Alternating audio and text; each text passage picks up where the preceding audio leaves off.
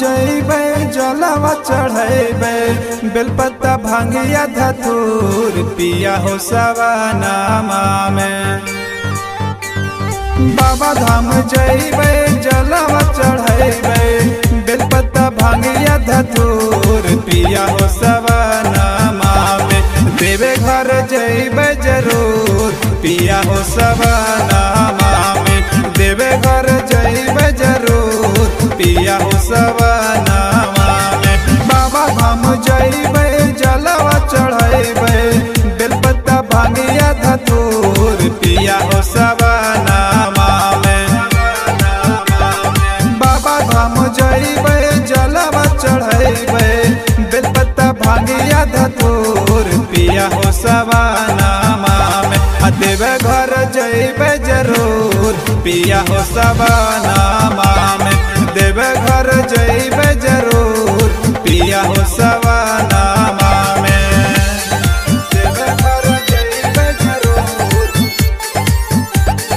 देवे घर जइबे जरूर पिया हो सवानामा में। देवे घर जइबे जरूर पिया हो सवानामा में। देवे घर जइबे जरूर पिया हो जोड़े जोड़ के किनके लइहा जमुई से कमार हो। किनके लइहा नया साड़ी गेरुआ कलर हो। ए जी सुनो रखबे मोबाइल पिया अपने ही पास हो। कमर लेके खिंचबे हमें सेल्फी झकास हो।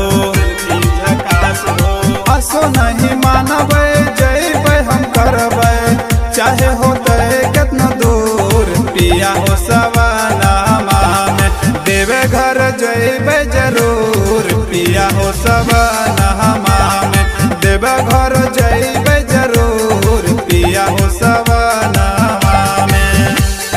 देवे घर जइबे जरूर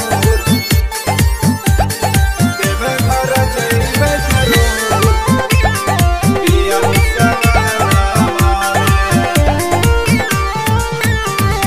देवे घर जइबे जरूर पिया हो सवानामा में। देवे घर जइबे जरूर पिया हो सवानामा में। बाबा धाम जाके करबे भोला के पूजन हो। आचारा पसार मांगबे गोदी में ललान हो। आचारा पसार मांगबे गोदी में ललान हो। भोला के महिमा पिया बड़ी अपरंपार हो। उनके कृपा से चले सारा संसार हो। मंटू सकल देव भोला के दीवाना गईते भजनमा जरूर पिया हो सवानामा में। देवे घर जइबे जरूर पिया हो सवानामा